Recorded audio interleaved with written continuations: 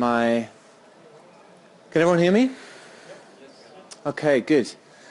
Well, I'm glad I gave myself half an hour to get set up, because that was a few things to sort out there. That was good. You might want to come a little bit further forward if you're right at the back, only because I noticed it's kind of noisy, and I'll be showing quite a few sort of smaller things on the screen. If you want to move forward, you can, but that's fine if you want to make a quick escape. So I'm here to talk about virtualizing Java apps, mostly about vSphere and vFabric. Can I just see a show of hands who has actually virtualized Java apps? This is something you've actually done. This is something you're actively doing. Okay, quite a low number of people. Okay, yeah, well, my test team obviously have.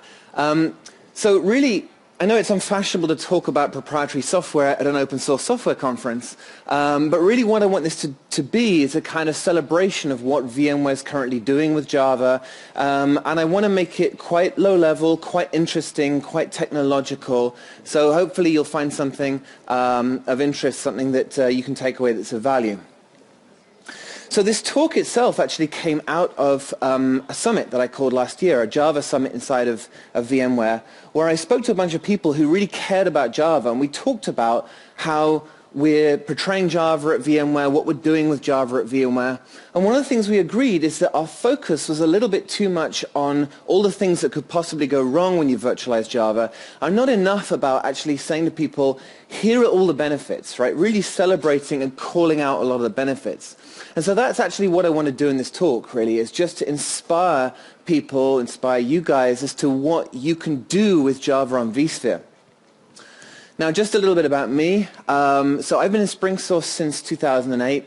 I started teaching Spring and OSGI and Java. But for the last 2 years, I've been with VMware, of course, after the acquisition, mostly working on performance enhancements for Java on vSphere.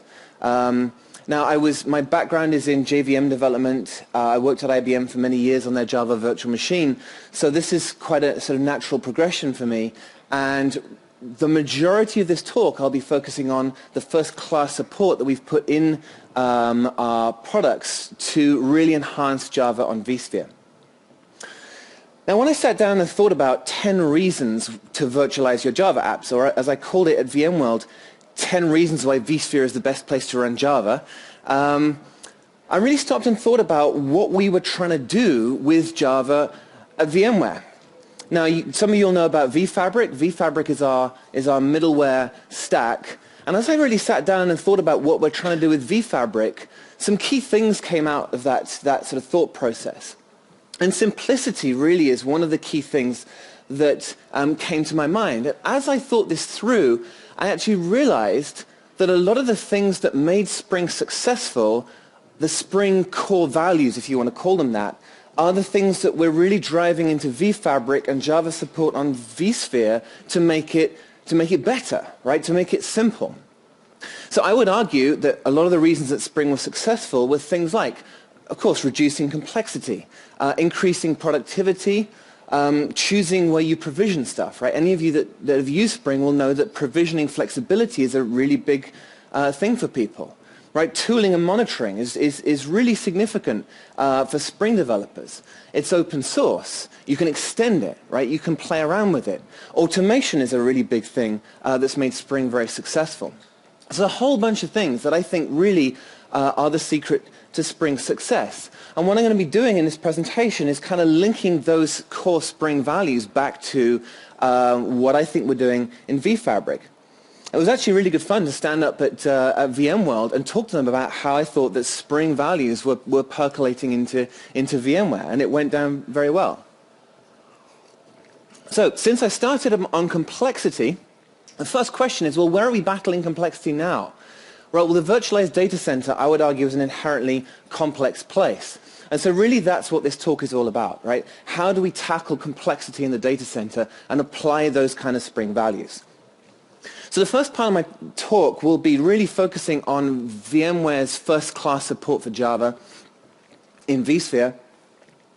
The second part, I'll be talking in a more general sense about VMware's commitment to the Java platform. So I'll be introducing all sorts of projects and initiatives and things that we're doing around Java in VMware, some of which you may not have heard of, again, just touching on them, but designed to inspire you with what VMware's doing with Java. And finally, a couple of areas where, vSphere gives you value add just because it's vSphere, not necessarily because it's specific to Java. So just to start off then, let's think about Java as a language, Java as a runtime. It's been on quite a journey right now. I mean, I've been in Java for 15 years, and I can remember applets, right? Java was going to be the language of the internet. Write once, run anywhere was a really big promise, which is arguably no longer needed to the same extent if everything's virtualized on x86. So virtualization to a certain extent has shifted. There's a bunch of reasons why I think Java could easily have died out by now. But Java obviously isn't dead, right? There's so many new software stacks and software projects coming out using Java. It's thriving. And why is it thriving? Well, the JVM is one of the main reasons why Java is thriving, right? It's an easy bet that the JVM will outlive the Java language because there's so much, there's a proliferation of languages coming out on the JVM. The JVM is a great abstraction. Not only is it a great abstraction, but it's incredibly reliable. It's very performant. It has excellent remote debug support. I mean, there's so many good reasons to choose Java as a platform to run code on. So then following on from that, we could ask the question, well, is Java the language of the cloud? And I'm not sure that that is a question we can answer yet, right? A few PaaS companies have bet that it might be. I think it's much more likely that JVM will be the runtime for the cloud, right? But whether the Java is the language for the cloud is a whole other question. I think cloud programming ultimately is going to need to be very opinionated, right? There's certain classes of bugs that you shouldn't have to debug, and so the only way of just preventing them from happening is just to not allow them at all, right? You should never, in my opinion, be able to spawn threads by yourself in an application in the cloud. You should be in a container that does that for you. So if Java is so mature, why are customers still struggling? Well, I think from the feedback that we get, and certainly from the feedback I got from this talk at VMworld, is memory and configuration is still overwhelmingly the #1 issue for customers. Of course, particularly around heap configuration, GC, that kind of thing. And really, that's where we focus VMware's first-class support that I'll be talking about next. Performance is still an issue that people talk about, not so much in the sense of it runs slower than C, but more in terms of, for example, the data explosion we keep talking about, right? Heap sizes just cannot keep pace with the data explosion.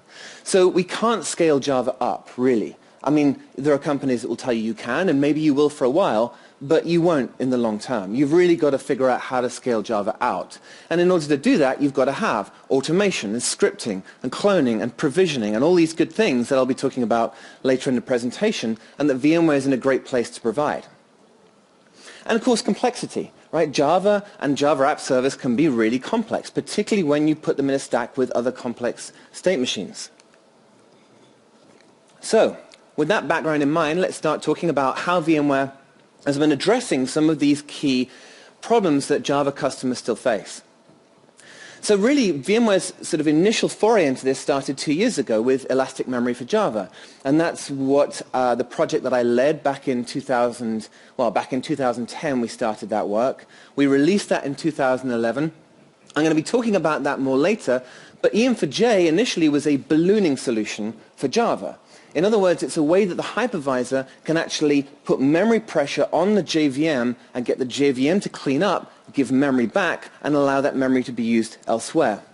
I'm going to go into some detail about that later on, but the first thing I want to talk about is our newest product, which is in some ways sort of a part of this whole EM4J package, which is a monitoring story that helps you to capacity plan, right? It's designed to help you to figure out, is my VM that's running Java well configured? Because we figured out actually that EM4J ballooning works much better if the system is well configured. But well configuring a VM is actually quite difficult. Customers don't find this easy. Figuring out whether it's the right size, figuring out how many CPUs it should have. Right? It's not an easy problem for people to do. And our best practices right now prescribe static calculations. And static calculations in a dynamic system are always going to be error-prone, because as soon as you've done a calculation and the system changes, it's wrong. So what we've done is we've put significant effort into making tools to allow you to have much more confidence about what your Java processes are doing in your VMs. So for now, it's called the EM4J console plugin, confusingly. The word monitoring isn't in there anywhere. But it is brand new for 2012. And the #1 goal is to empower sysadmins or DevOps people to make informed configuration decisions around memory management in VMs running Java. And when I say VMs in this presentation, I don't mean JVMs, right? I'm very specifically doing VMs and JVMs as separate things, because that kind of confuses people sometimes. So there's 3 main functions: right-sizing VMs, which customers don't find easy; looking at real-time metrics. So if you click on a VM, it shows you what all the JVMs in that VM are doing in that moment. And then we've also actually taken some of the best practice advice that is currently online in a static form, and we've made that into a dynamic best practice advice that pops up and advises you, if you've got a potential performance problem, if you could improve this or change that, it comes up dynamically in the tool. So it ships as a plugin to the vCenter web client. We'll see a little demo of it a little later on. And it has a really small daemon that runs inside the guest that actually collects information. Now this is how it looks. It's actually kind of neat. We have this tab here that the plugin gives you, and when you click on a VM, as we'll see, all the Java processes are listed along with information about them, and then there's some functions down here that allow you to look at various different bits of information. So before we go and do the demo, I want to talk about why right-sizing JVMs or right-sizing VMs that are running JVMs can be tricky. And I want you to appreciate that in order to 16.9ify this presentation, I spent 6 hours this morning modifying these animations, so I want you to pay attention, okay? So we have a JVM running in the hypervisor. This is a really typical view. We have a working set, which is the memory we're actually using. We may have some session data that we've got in there and some garbage in the JVM heap. And let's say there's a perceived performance problem. So the perceived performance problem, immediately we go, okay, well, let's just increase the memory size, right? Because that'll probably solve our performance problem. So let's say we increase the VRAM size of the VM. By the way, this pink memory here is the footprint of this VM on the host, just to give you an idea of what that is. So then let's say we resize the JVM, we want to give it more memory to avoid the performance problem, and the JVM then is able to use a lot more caching. Maybe we've been able to extend the size of our cache, who knows what it's filled itself up with, but it consumes the space because it can, and then our footprint has increased on the host. Inevitably, it's going to. And then because we've increased the size of the guest, the operating system is able to use some more memory, and so again, our footprint size increases. And then let's say that the cache becomes stale, the session data becomes garbage, and we get to a point where the JVM is hoarding quite a lot of memory that is now not available to anything else, and the VM's created quite a large footprint on the host. Even after a garbage collection, that memory is still waste. There's no way we can get access to that memory, and there's no way that anything else in that guest can access that memory. So the VM is now hoarding quite a lot of memory that's completely unavailable to the host. So let's consider right-sizing versus ballooning. Right? Now ballooning, as I mentioned, is a technique whereby the hypervisor can actually allocate memory within a guest in order to take it back. And I know that sounds a bit sort of topsy-turvy, but by allocating memory in the VM, the hypervisor is able to then say, I own this memory that I've allocated in this VM, and therefore I can do something else with it. Right? It's a way of just kind of almost cordoning off a bunch of memory in a guest to then use it elsewhere. Well, so let's see what happens if we start to inflate a balloon in here. Well, the balloon itself can actually then increase the consumed memory, so our footprint has grown even further. But then the balloon can actually inflate and clear up all that buffer cache. It can put pressure inside the VM, hand memory back to the host, as I mentioned. But even then, we still have all of this memory that we can't reclaim, and our footprint on the hypervisor is still kind of big. So what I would argue is it's better in the first place to have a good idea of how your JVM is using its memory, to actually size the VM appropriately and have the information available to you to make sensible decisions. And then if you do find you have a lot of waste within the JVM, you can then consider EM4J ballooning, which then is able to clear up the heap and actually give back that memory as well. right? So you prevent the VM from bloating, from increasing its footprint to an unnecessary size, and then with the EM4J ballooning, you're able to clear up the unused heap memory. Yeah, there's a question. Probably a wrong question to ask in this particular forum, but does EM4J ballooning work with non-VMware virtual machines? No. No, no. The reason, the question is, does EM4J ballooning work on anything other than vSphere? And the answer is no, simply because it uses proprietary hooks into vSphere, which it has to do. Right? vSphere basically says to the balloon, I need you to inflate to 500 megabytes. Right? I need you to reclaim this much memory. And the balloon needs to be able to know how to listen for that, so it's programmed in to listen to the hooks that just come out of vSphere. And as far as I'm aware, there's no industry standard mechanism for communicating that kind of information. So no, for now, this is a vSphere-only feature. So having looked at the benefits of right-sizing, and I would argue the benefits of right-sizing is that you really don't allow that bloat to happen in the first place. A good question is, well, why on earth do we need more metrics? So when we look at VMs from the perspective of a system administrator, we're really looking sort of up from the host at all these VMs that are running above us, and what we can see is the memory that's actually active, which is the memory that's being read from and written to, and we see consumed memory, which is the footprint of all of these VMs. Right? That's the only thing that we can see. We have no visibility into what's going on inside those VMs, and that's kind of how it should be, because there's a level of abstraction there that's important for the hypervisor to maintain. But if you're a system administrator and you're looking at this stuff, what do you conclude? Do you conclude that you could size this and make it smaller because this is all wasted memory? Well, that could be dangerous, right? And the reason it could be dangerous is because the way that Java uses its memory can actually really confuse these statistics. Right? Java typically uses about a third of its heap in quite an active way. The rest of it can be very spiky.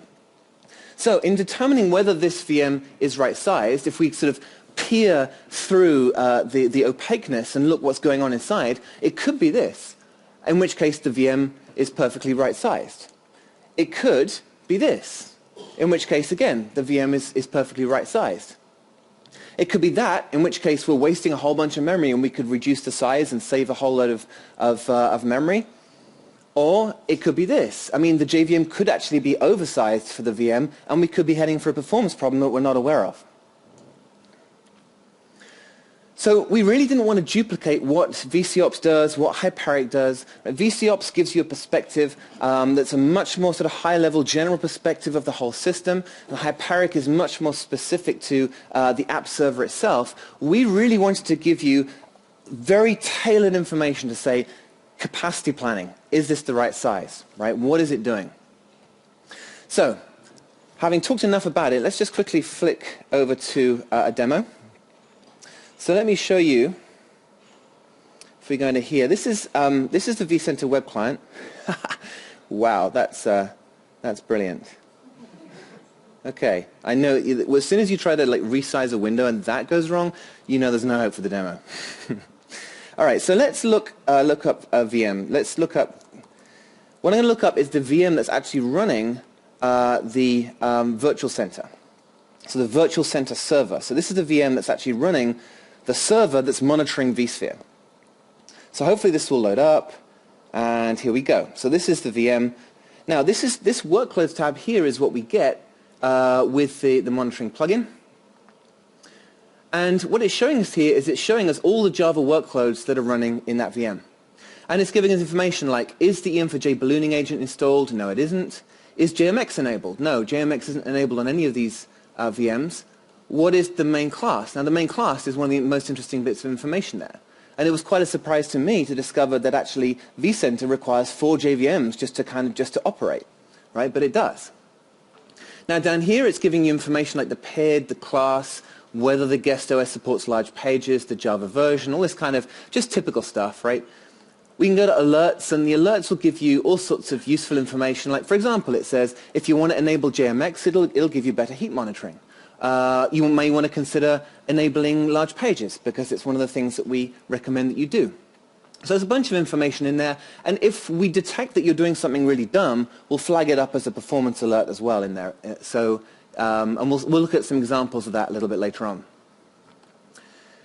Now, in the Monitor Resources tab, this is where you get live information about what each of your JVMs is doing.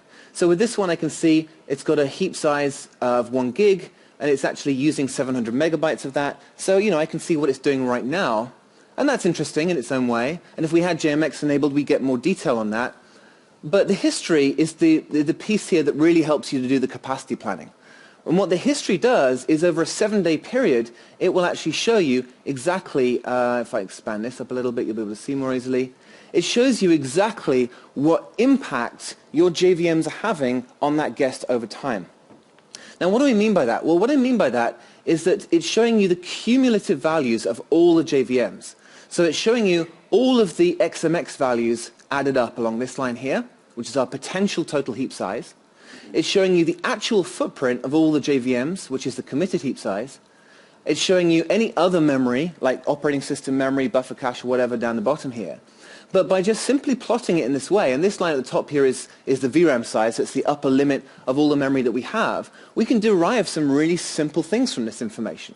So for example, I can derive that the between here, which is my maximum memory that I can use, and the committed memory, all of that is free. I mean, I can immediately see that all of that is free, and that's been free for the last 7 days. So potentially, if I wanted to, I could make this smaller. I can see that this is the XMX size, so all the JVMs are using about 3/4 of the available heap memory if we add them all up. So we can basically derive a whole bunch of stuff from this that helps us see what impact our JVMs are having over time on the VM. Yeah? So if you have a database running in the same Mm-hmm. virtual machine along with your JVMs, That's not Java? that's not Java. Yeah, that'll appear as other memory. So now, for a good performance, you may want to have as much of your database in memory as possible. Mm-hmm. And most caching strategies would do that. Yep. So it may appear as free memory oftentimes on the top. Right. When there's a spike in Right. access. And that's exactly why we plot it for this period of time, right? Our approach to this was that if you look at something for half an hour, you're never going to be able to make a decision as to whether that's typical use, right? But if you're able to look at something for 7 days, that's more useful. Because over a 7-day period, you can get a reasonable sense of what your peaks and troughs are and what your spikes are. And the graphing is specifically designed to persist spikes if they occur to make it really clear that that's what's happened. So that's basically what that gives you. So what I'm going to do here is just, if I can, is just flip to this VM here. Now this VM here, although it's slightly off the screen for whatever reason, I'm just going to start these 2 workloads off in 2 VMs. Now, this is a JMS workload, and we're just going to let it run for a while. But what I'm running here is just a JMS workload that's just filling a queue, and it's going to create a particular memory profile for an application. I'm just going to let it run, and yeah, we'll just let it go for a while. And what I want to illustrate with this is what you can do with the monitoring tool, right? What I'm doing in here is I'm running, as I say, these 2 Tomcat servers. They're running this JMS application. If I go down to the 2 servers themselves, if you look down here, you can see they're both running like a 4 gigabyte heap, initial heap size, 2 gigabyte serial GC. The only difference between the 2 is that one is using Java 6 and one is using Java 7. All right, so Java 6 in this one, Java 7 in this one. Pretty much everything else is exactly the same. Okay? Now, we're going to come back to that and see what happens a little bit later. For now, I'm going to switch back to the presentation. So, okay. Are we going to get what we wanted? Yes, we are. Good. So, just to recap, the console history basically shows you, with the VM, the other memory that other things are using, the committed memory that the JVM is actually using, or all the JVMs are actually using. So that is basically your Java used memory. Up at the top there is from committed to the VRAM size is obviously free memory at this point. And given that this is the XMX line, this is guaranteed to be unused for the period of time that we're looking at this graph, right? So it's never, Java is never going to use more memory than that light blue line. And if we imagine that the VM has a footprint, a consumed memory footprint that looks like this, then potentially we're wasting this much memory on the host that we can reclaim by resizing that VM. So the historical graphs, as we've seen, I want to step through just some examples. So as I mentioned, other shows the operating system usage. When a JVM starts, you'll see, of course, the XMX spike. And then the committed memory will increase as the workload progresses. So again, our free memory is between committed and the VRAM. The JVM shuts down, as you can see there. We started a slightly bigger JVM, shut it down. And then we started another JVM, and you can see that JVM pretty much did nothing, right? Because it's hardly using any memory in the guest. So it's a really useful way of just getting a sense of what all your JVMs are doing and what's going on inside the VM. Now, we actually represent ballooning in these graphs as well. Now, we figured this would be really useful to actually see the impact that ballooning has on the guest. And the way we represented it, if you think about heap growth going upwards, we thought, well, it would make sense for ballooning actually to be represented from coming down from the opposite direction, because actually the balloon and the applications are sort of pushing and constraining free memory, so it kind of makes sense for them to be represented like that. So here you can see the JVM committing its memory. So at this point, we have this much free memory. Now the balloon growth is represented as this yellow line here, growing down from the top, and we preserve the peak as this gray line here. So what do we get? Well, it constrains the free memory. As the balloon inflates, there's less and less memory for applications because vSphere has taken back all of the memory here. And then when the balloon deflates, the free memory increases again. Now maybe you can see why here, and we're going to talk about this in more detail later, why the traditional ballooning with Java can be a little bit dangerous, right? Because if the balloon inflates big enough, you can get potential issues. So, as I said, the peak guest balloon is preserved as a gray line. If this blue line crosses the gray line, it should be fine. You've got some potential issues to worry about, but it should be fine. If the brown line hits the yellow line, you've run out of memory, and you're going to see paging. And that's potentially a serious performance problem. What triggers a balloon to reclaim memory? What does it do? What triggers a balloon to reclaim memory? So what triggers a balloon to reclaim memory is the hypervisor decides that the VMs that are running in a particular area of memory are using too much memory. And essentially, they've put pressure on the hypervisor decides then to take memory away from the ones that are least active. We're going to cover that a little bit later on, but it is a good question. So this is showing a potential problem right here. Our total XMX is actually greater than the VRAM size.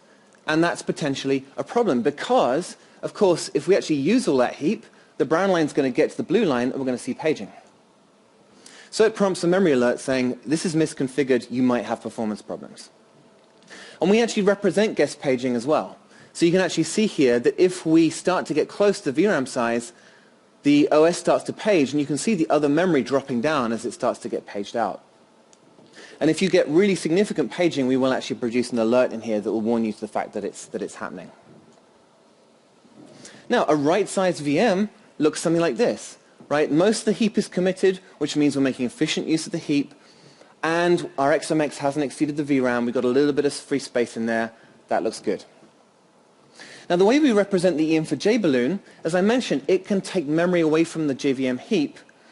Again, we represent the heap growth going up, the balloon pressure coming down, and we see the EM4J balloon actually takes memory out of the committed part of the heap, which is what it should do, right? It's actually reducing the JVM's footprint on the guest. So you can see here, the higher it inflates, the less of a footprint that JVM has on the host. So, the nice thing about representing the sort of before and after picture is that it's designed to give people confidence as well, that if the whole idea of ballooning is scary, you can really see exactly what's happening, you can see the impact it's having, and you can experiment with it. So, having talked about our reason one, we spent quite a long time on because it's the newest and coolest thing that we're doing, so I'll make no apologies for that. Reason two is the EM4J ballooning implementation. Now again, I'm going to spend some time talking about that because we have some time to talk about it. Where are we doing with time? Yeah, we've spent half an hour so far, so we're still looking good. So as I mentioned, ballooning allows for memory overcommit. Now previously we basically said don't overcommit memory with Java. Why did we say that? Because potentially it can cause a performance problem if it's misconfigured. And the performance problem can be pretty severe. I can show you with a 1 gigabyte heap a 1 minute GC pause due to getting this wrong, right? Which you don't want, particularly with a heap that small. So EM4J was really just designed to make Java not a special case, so that we could overcommit with Java just like we could with anything else. And of course, as I mentioned, the EM4J console now clearly shows the interaction between the ballooning and the JVM. So what I want to do is actually spend a little bit of time just kind of getting down into the nuts and bolts of memory management and look at exactly how this works. So let's just start with the ABC of memory, right? If we think about an application, we think about virtual memory. When we think about an operating system, we think about physical memory. When we think about a hypervisor, machine memory is a good way to describe what it has. So, application, operating system, and hypervisor. Now, the application and the operating system, of course, are contained within a virtual machine, which is quite a neat encapsulation. And if we think about how the layers operate in terms of their memory management, if we think about an application, typically it will allocate memory when it needs it, and it will free memory when it doesn't need it. That's the basic well-behaved application. When you think about an operating system is designed to take what it thinks is real installed physical memory and partition it up, figure out which is free, figure out which is allocated, and provide a whole framework for the applications running on it to be able to use the memory. So the operating system defines the semantics of what allocated and free really means. And it does that by having a list, as we'll see in a second. Now, when a VM allocates memory, let's imagine, for example, that the operating system writes some memory for whatever purpose it wants. The hypervisor has to lazily provide some actual machine memory to store that state. And then there's a mapping between the operating system memory and the machine memory. So what happens is the hypervisor then lazily provides memory to serve up the requirements of the VM. So let's put all this together. Let's think about the operating system and the free list. When memory is freed by an application, let's say this application is shut down, it's not actually freed necessarily in the conventional sense. It's just put on a list by the operating system as, this is my free memory. And the next time an application asks for that free memory, I'm going to give it out. Okay? So let's say that app has just put that memory on the free list. But all of this is opaque to the hypervisor. The hypervisor can't see this list. It has no idea when memory is being freed. And so if we actually step through the logical conclusion of this, let's say our app writes some memory, right? The operating system then stores that away somewhere, and of course the hypervisor provides some machine memory to store the state. And there are these levels of indirection between the three layers. Now let's say it does something else. It writes some more memory. Again, the hypervisor has to provide machine memory to store the state, and you can see the memory coming off the free list as we do this. Now the application's freed up some memory, so that memory went back on the free list, and the operating system knows that memory is on the free list, but the state of that freed memory is still stored. And the hypervisor is still storing that state because it has no idea that that memory is now free. So as you can see, as the application goes backwards and forwards, allocating and freeing memory, what happens, given that this is a black box, is that we just get allocate, allocate, allocate, allocate, allocate. Every time something writes memory at the operating system level, the hypervisor has to store that state indefinitely. So the hypervisor can't really reclaim memory. And so what you see is the footprint of a VM just growing and growing and growing over time. That's just what it does. So many modern hypervisors, and of course vSphere included, has introduced techniques to reclaim memory. So we have things like page sharing, where the hypervisor just goes around looking for pages with the same immutable data and just kind of fixing up references to them. There's ballooning, which we talked about already. There's things like compression and swapping. If it's really desperate for memory, it'll resort to those. So it will reclaim memory at certain times, but the question we've already been asked is when will it do that and which VMs will it do it from? Well, it'll reclaim memory from the least active VMs, because that makes sense, right? They're the VMs that are most likely to be able to give up memory.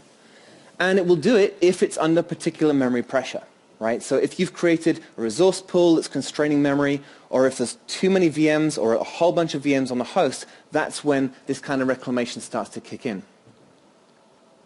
Now what's interesting is when we think about how Java manages memory, we see the exact same black box opaqueness. And it's kind of interesting, right? So let's run through this. Let's say the JVM starts up, it allocates some memory, it allocates some more memory, and now we're actually going to start allocating some objects. Well, the operating system has to store the state of all of that memory that's being written by the JVM, and of course it's taking all that memory off the free list as we allocate more and more objects. Now let's say there's a garbage collection. Now the garbage collection now has freed up a bunch of memory that's available to the JVM, but that memory is still, the state of that memory is still being maintained on the operating system.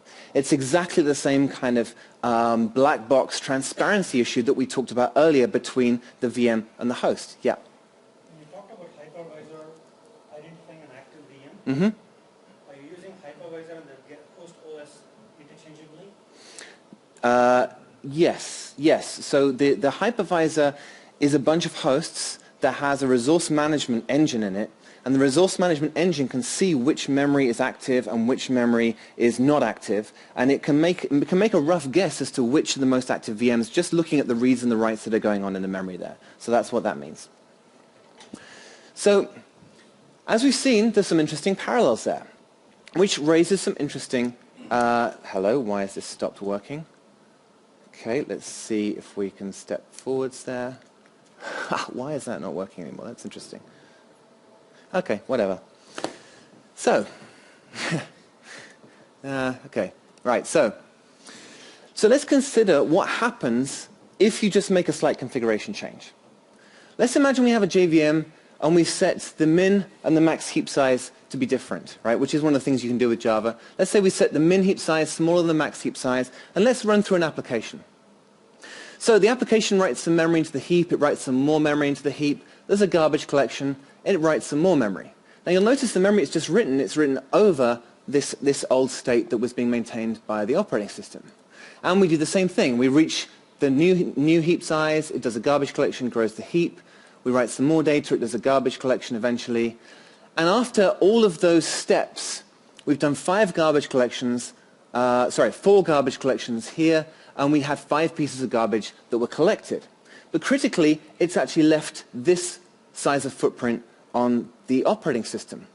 If we were to run through the exact same thing where XMS is equal to XMX, you'll see, unsurprisingly, that no garbage collection occurs until we've actually finished filling the heap. Now, at this point, there's actually quite a few pieces of garbage in that heap, but we just haven't identified them yet.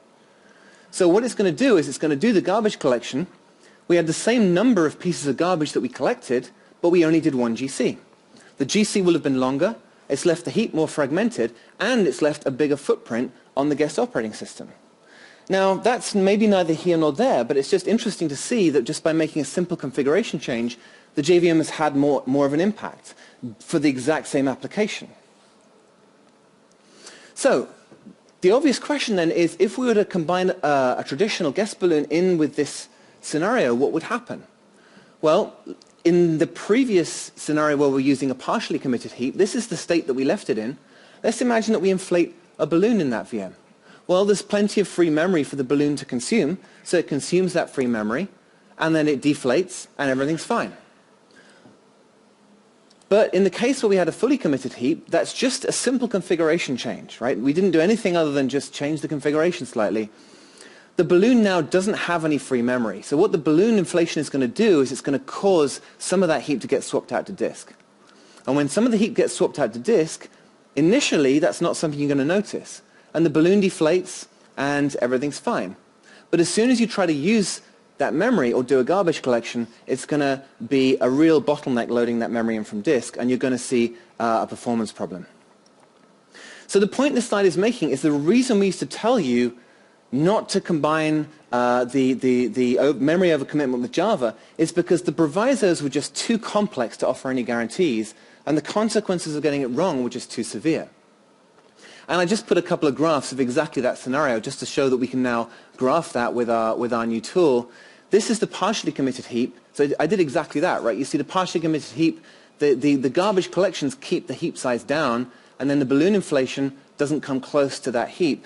But with the fully committed heap, if we get to that slide, you see the fully committed heap, it allowed the committed memory to grow much bigger, and then when the balloon inflated, there was a conflict and we got paging.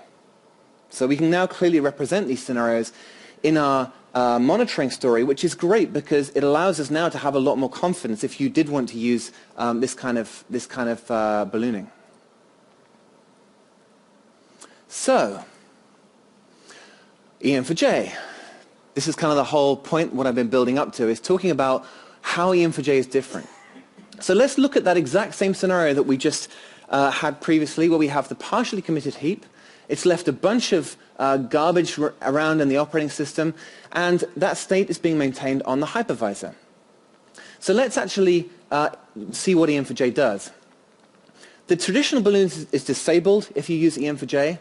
And what we do is we basically just start creating weakly referenced large zeroed byte array objects in the heap. And these weakly referenced large zeroed byte array objects will just write zeros into the physical memory. And we then hint to the hypervisor, we've written a whole bunch of zeros. And the hypervisor then immediately compresses those zeros down to a single page down here at the host, which frees up memory, which it can then use for other things. So you can see here, we've written zeros, and the next step is going to fix up those zeros to that single zero page. And we're going to do it again. We've written zeros. It fixes it up to that single zero page. So it's a very neat little trick of memory sharing and kind of ballooning where we basically just force the JVM to give up memory to the hypervisor that it can use for something else. And it can do this kind of sharing at 500 megabytes a second, so it can be very responsive. Now let's look at the fully committed heap. We'll play the exact same scenario with that. Now again, we're just writing the balloon into the heap. The balloon inflates. It puts memory pressure on the JVM. We clean up memory. Let's say a garbage collection occurs. Well, the garbage collection, the balloon objects may or may not survive the garbage collection depending on what our algorithm thinks it's appropriate, but they're not pinned, so they can move around. So they just moved in a compaction, and everything just works as you'd expect it to. Even when the JVM shuts down, that zero memory is still there. So the memory is still technically shared, and the memory is still actually available for other things. It's only until that zeroed memory is overwritten that that VM starts taking the memory back. So it's a really neat solution. So I want to now play you a scenario that shows you what elastic means in this scenario. Let's imagine there's a load on this guy. Now, the load, let's say it's an application server. There's a whole bunch of work that it does. It writes a bunch of memory, as we've seen, puts a bunch of memory into the hypervisor. It's doing work. Now let's say that this guy now actually needs to do some work, and the other guy's not doing a load of work. So it starts to write memory again, which is going to be written at the hypervisor level. And what's going to happen is now this guy is running short of memory. So it's going to say, okay, I now need to reclaim some memory from somewhere. This guy's looking pretty idle, so I'm going to reclaim some memory for there. So I'm going to inflate a balloon in this VM. So we start writing some zeros into the heap, but now the heap is completely full. So as soon as we write some more zeros, it's going to cause a garbage collection, which then cleans up a bunch of the garbage, and we can then choose whatever appropriate amount of balloon size that we need inside of that JVM. And of course, as we've seen, that then frees up that memory to a single zeroed page. The hypervisor now has had a lot of the memory pressure taken off of it. This guy then writes more memory down here, as you can see. And then, let's say the load goes off of that guy. Now, if we put the load back on this guy, it's able to actually boot the balloon out of the next garbage collection and just start writing over those zeros. So it just starts writing over the zeros and taking the memory back, which then causes a balloon to be inflated here. So again, we're writing zeros into the heap, which is freeing up memory, and then we're able to use more memory in here. So you can see how, just through this simple technique, we're able to effectively juggle available memory on the hypervisor. But as I mentioned, this only occurs if the hypervisor has been configured to do this. If you're specifically overcommitting memory and you want to actually consolidate VMs to run in less memory. Yep, question. No, that's all right. When you have all the zeros in the JVM, what would top and VMstack show? What would pop and VMstack top? Okay. So top, yeah, so top within the guest wouldn't show anything different. VMstat would show ballooned memory. So yeah, so top, do you mean top within Within the guest, yeah. Yeah, within the guest. So top within the guest doesn't see this at all. It just sees any other memory in the heap. And it looked like I used up all the memory in the VM. Yeah, you're not going to see this memory going because from the guest perspective, this memory is actually just any other memory, right? It's zeroed memory, but it is still active memory. To the hypervisor, that's where you see the difference, where it brings the consumed memory down because the balloon memory is going up. So if I had my own tools that were doing some of this work, Yeah. I'll have to now think about not using them and use vCenter, for example, as a monitoring tool. Well, we maybe should take that offline because I'm not entirely sure what you mean by that. But let's take that offline because I do have quite a bit to get through. So when I talk about memory being elastic, I'm talking about memory being shifted between VMs. So an obvious question then is, okay, so you've got this cool new tool, how much can I overcommit? Well, it depends, right? There's no prescriptive amount. And what it really depends on is really the size of the working sets that you're working with, right? How much live memory do you actually need to have in all of your JVMs and VMs? Because if you have high amounts of live memory or large working sets, of course the amount you're going to be able to juggle is less. If you're not actually using a whole lot of memory, the amount you can juggle is more. And it's impossible to calculate that statically. And that's why having the monitoring tools is really worthwhile. So let's look at the graphs which show you what the cost is of having EM4J. Now this particular graph here, it's pretty small to be able to see, but this graph was us running, it's about 35 VMs, round-robining them, putting load on Tomcat, running about 30, 35, 40% overcommitted, something around that range. And you can see here that this is the total potential footprint of all the VMs running up here, and then this is the amount of memory they're actually using over time. So the hypervisor is keeping the committed memory, the memory they're really using, down to this level by juggling memory around using ballooning. So what are the results of this? Well, we actually did a whole bunch of tests looking at what does 10% look like, what does 20% look like, what does 30% look like, right? So as we start to scale up the amount of overcommit, and this, by the way, is Tomcat. We're running an application in it. We're getting average response times and looking at what those averages are. The way that we've plotted this graph is each test we recorded an average response time, and then we plotted the highest average response times on the left, the lowest average response times on the right, which gives us a histogram, which gives us an idea of where the high ones were going down to the low ones. And what we can see is that the more we ramp up the level of overcommit, of course, the higher our average response times become. In the worst case, we're looking at something like 160 milliseconds, which still isn't dreadful, but you can see how it's got quite a linear performance degradation, which is good because if you want to just experiment with it, you can just start ramping it up, and if the average quality of service deteriorates too much, you can back it off and you'll be fine. What's interesting, though, is if we look at this graph, is the effect on the working set size. In this graph here, the previous graph, we used a large working set, right? So we actually really pushed the system at these levels of overcommit.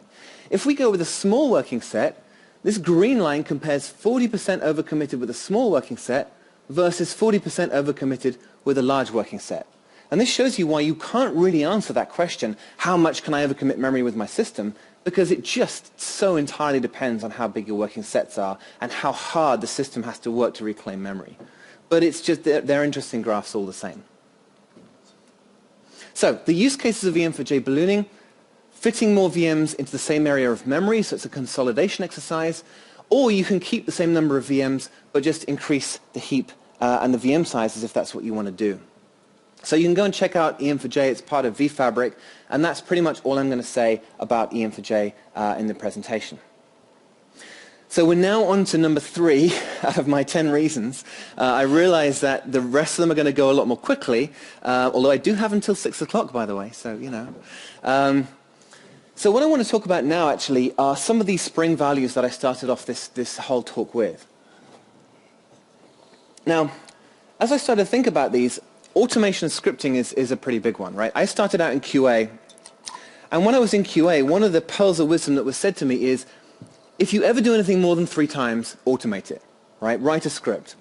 Another thing that was told me is, work smarter, not harder. And working smarter is all about automation, right? We should be automating at absolutely every level, right? Building, patch, unit testing, we should be doing it, right? Some of it's hard, some of it's easy, but we should be trying to do it. So how is this relevant to Java and virtualization? Well, let me give you an example. Right, how do we test EM4J in our development team? Right, we approach this problem with a huge test matrix. Right, we want to test everything. We have 4 GC policies, 2 heap configurations, 4 heap sizes. You can see large, small pages, different JVM versions, 5 degrees of overcommit. How can you possibly approach a test matrix of that size unless you automate? Really, in an ideal world, the only limit to the combinations should be the limit of your machine time.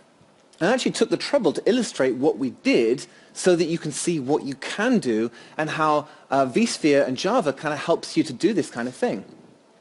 So what we did is we wrote a configuration script. A configuration script builds us a farm of VMs set up the way we want them. So we initially load some, settings like the number of vCPUs, the number of VRAM, whatever. We load it into a script and we say, okay, power on all these VMs, power off all these VMs, configure them, and then power them back on again. And we then get a set of however many VMs you want that are going to run our tests. We do that through the Ruby API to Virtual Center.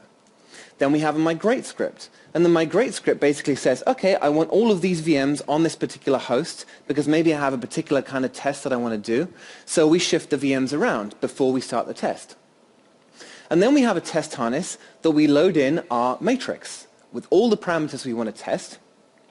And it just loops over the test matrix, and then it uses this Vim API, which is a Java API to Virtual Center, and it goes through and runs the tests. So what it'll do is it'll start off by finding a VM that's suitable for the test, which it can do by querying that API. It then pushes the Java configuration for Tomcat and the guest configuration over SSH to the guest. And then powers the VM off, powers it on, and starts Tomcat. It then configures Tomcat, starts it up, starts the test. Now, all of the test controls we can do over a REST interface. And then as we're running the test, the Vim API is giving us all the performance stats that we need to be able to see, like, what is the memory doing? What are the CPUs doing? What is everything that's going on during this test? We can constantly poll this API and get all that information during the test. We can also poll the quality of service via HTTP, right? We can constantly hit the app server and say, over time, what is the performance of the app server? How is it responding to the tests that we're running on it? Then we can serialize the results at the end of it, and we keep looping over the test matrix until it's finished. We then shove all the results out into CSV. We then build the CSV into a spreadsheet, and the spreadsheet shows us what our test results are. Now, I'm not doing that or showing that just to sort of go, aha, this is, aren't we clever, right? That's not my point. My point, though, is that there is so much power in being able to get access to APIs into these kind of state machines, in being able to automate and being able to do these kind of things. And frankly, virtualization can just transform QA automation. Right? I remember when I started in QA, I would sit in front of terminals to physical machines, and it kind of makes me laugh now that that's what we used to do. But virtualization gives you such control and such flexibility, and of course it's easily scriptable, that it can really transform what you do. So the open source frameworks that we've used in order to do this, like Chef, VI Java, JSCH, just some examples of what we use to do that. And of course, automation isn't just a QA problem, right? We're going to talk a little bit later about provisioning, and automation and provisioning is another thing that VMware has been investing a lot of time in.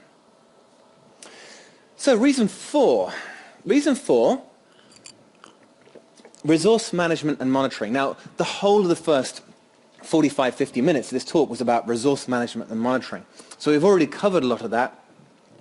But there's quite a lot of things, again, we're talking about the benefits of virtualizing Java that you can do, particularly around quality of service. Right? Being able to set quality of service around disk access, network access, any kind of resource that you use, you can define and isolate and set quality of service parameters around.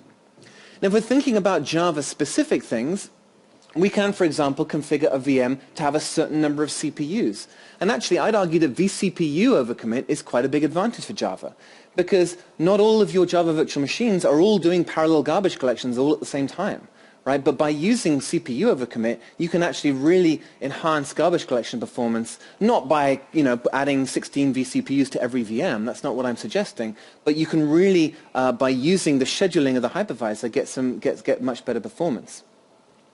And of course, there's the vCenter monitoring. VCOps helps to show us where resources are underutilized, but we've already looked at what we've done in vCenter and seen some examples of that.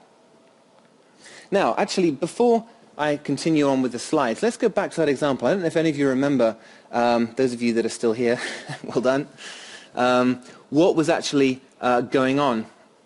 I want to actually look at where we got to with those, remember those applications that we were running? Oh, that's not good. Okay, now this one's run, and this one appears to have died. Okay, that's not good. Okay, so let's have a look. Let's have a look at what's going on here. Remember, these two examples, one's running Java 6, one's running Java 7, but the VMs, the JVMs, are configured in exactly the same way. Now, that's great. It's dropped my SSH connection. Beautiful. All right. Well, I'm not going to give up with this. Let's start a new tab. Let's get into 23. Let's see what's going on here, whether this thing has actually died or not. One of the nice things about the Mac is I can really zoom in on here so you can actually see what's going on. Okay, so let's do ps-ef grep java. Are you actually going to give me anything here? Oh, no, it's because I've zoomed in. Very clever. Oh, no, it has died. It has completely died. Now, fortunately, that's what was supposed to happen. Okay? Whew. So, the question is, why did it die? Now, I'm going to go, just for fun, I'm going to go to vSphere. We can actually have a look at the sort of memory profiles of these things. We can look here, you see the performance. We showed, okay, a bunch of committed memory, went down again. Well, actually, no, this is the active memory right here. Okay, so the active memory that we ran on this one, same profile, active memory. This really isn't giving us any information. This really isn't very helpful. So does anyone have any idea why one of those may have died and one of them didn't? Given that everything, and I mean absolutely everything, was configured exactly the same. It was just Java 6 and Java 7 was the difference. And I'm not dissing Java 7 here, by the way. So yeah, one of them did run out of memory. That is true. Why did it run out of memory? No, they were set exactly the same. No, both serial GC.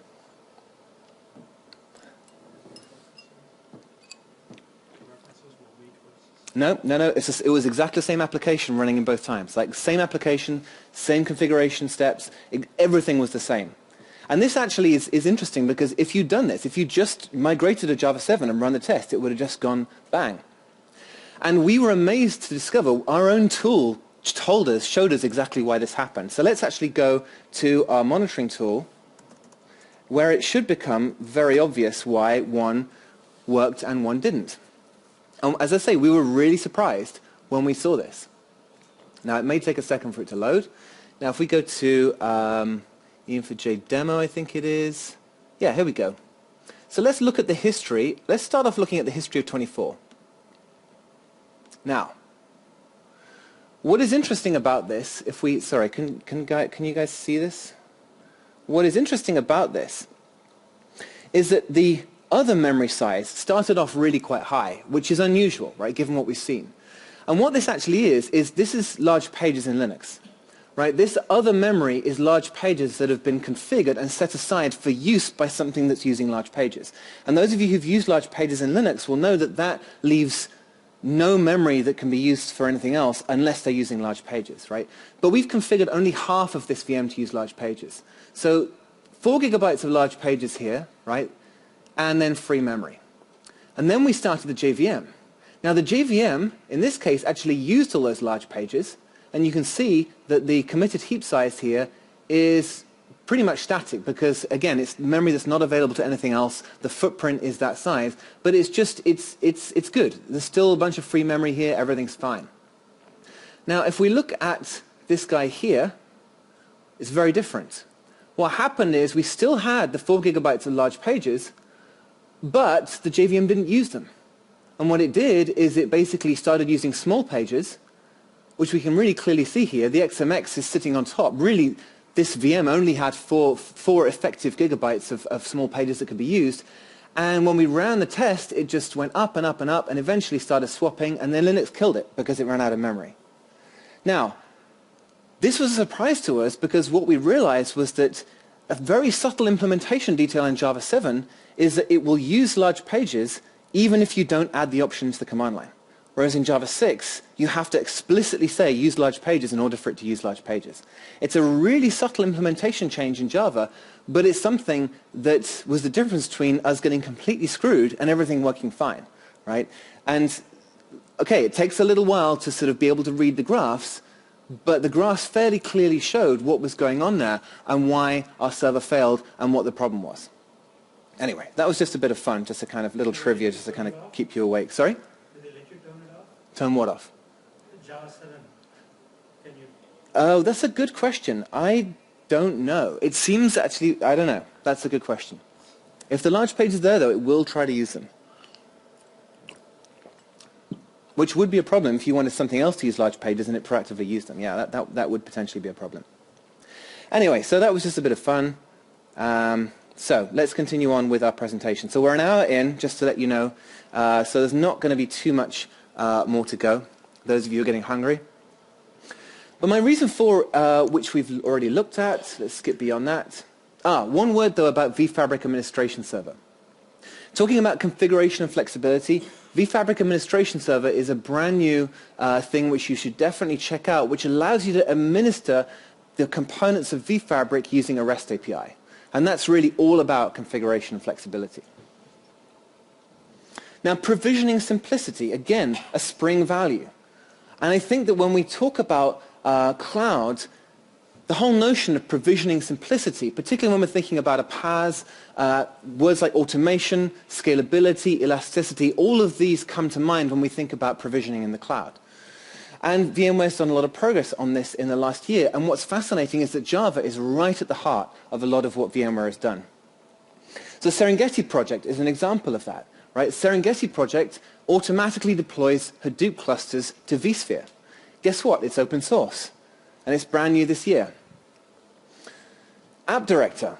Go and look at App Director. App Director allows you to provision applications in VMs by defining a blueprint. It's all about just taking applications that you want to deploy, defining how you want to deploy them, and hitting go and creating whole deployments of those applications. It's automated, it's simple, and it's scalable.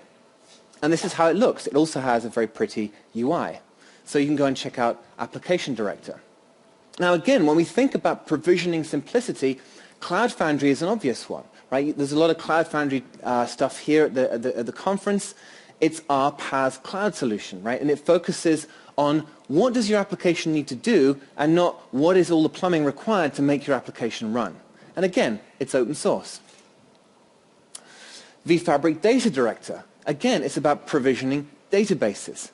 Right? We have a bunch of databases we can provision with this, and there'll be more coming. It's all about how do we get a database up as quickly as possible, and then how do we work with it and monitor it.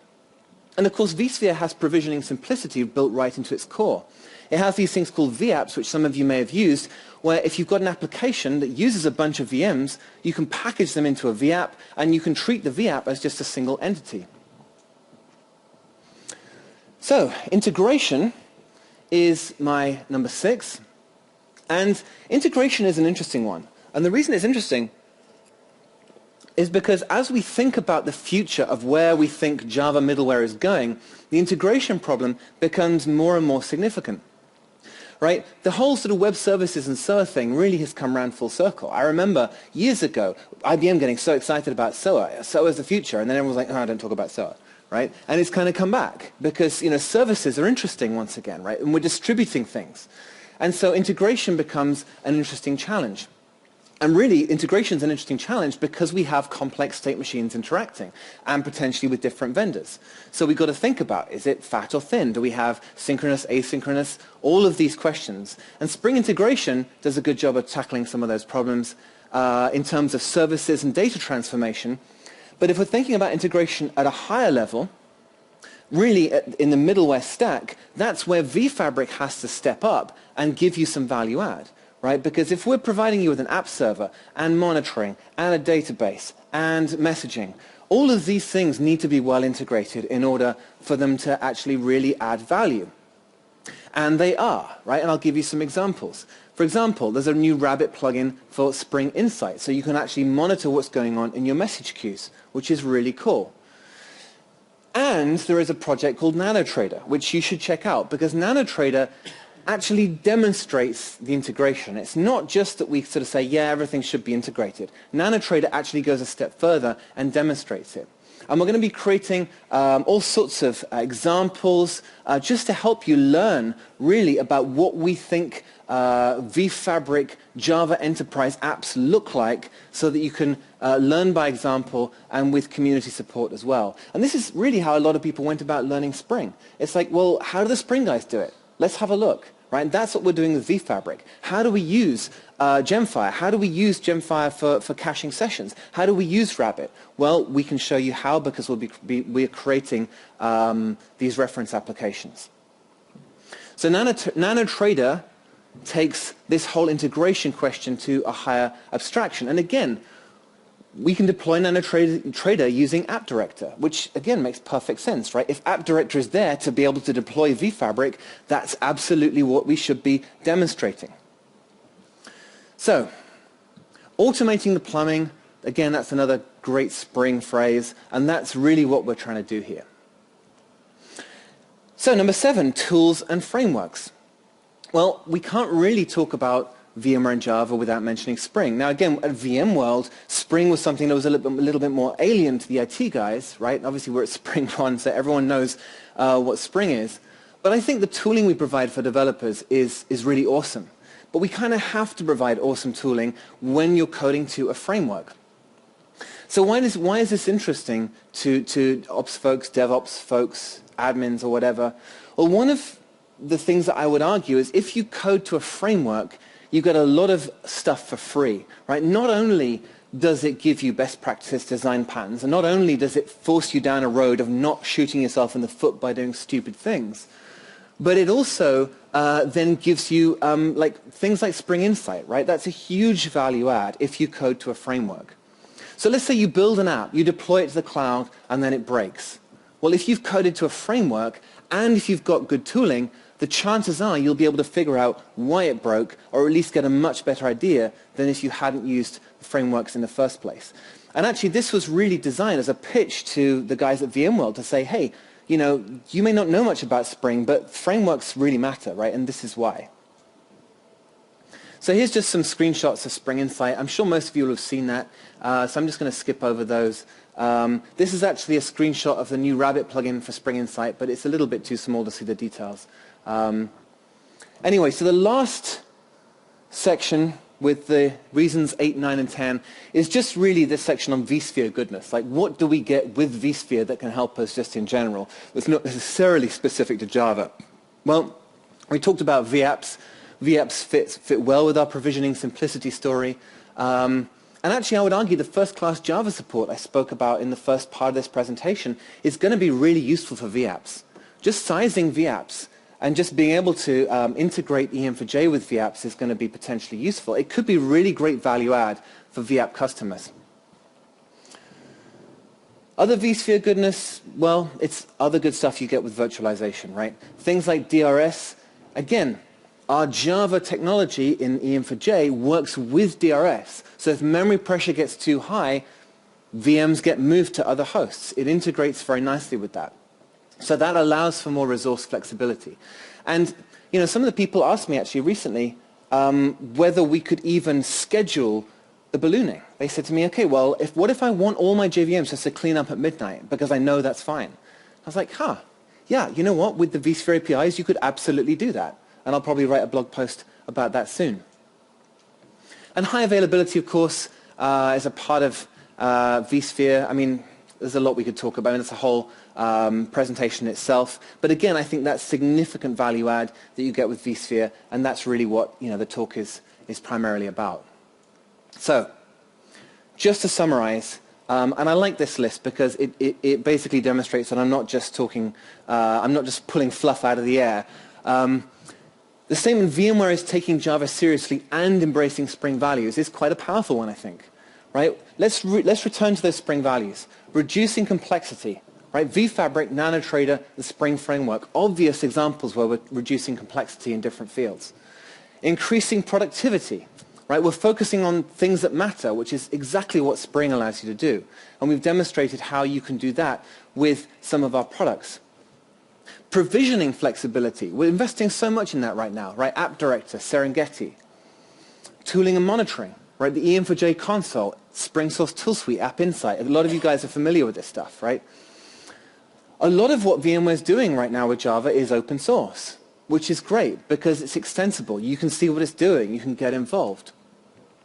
As you've seen, there's really powerful APIs to allow you to get the most out of the virtualization infrastructure to automate things like QA, build, infrastructure, or whatever it is you want to do. And integration, right? Flexible integration. We talked about how all the components we're designing so that they work together. So that really is the end of my talk. I hope that it's been inspiring, because that's really what I wanted it to be, just to kind of give you a sort of high-level view of what VMware is doing with Java, where we're making investments, but really that our priorities in Java are to build on what we've already seen are the Spring values and what's made Spring as a framework successful. So that's the end of my talk. Thanks very much. And I will let you guys go because I know it's late and you've had a whole day of people talking at you. Thanks so much for coming. You come and chat with me afterwards, and I'm happy to take any questions afterwards. That'll probably be easier. Thanks very much.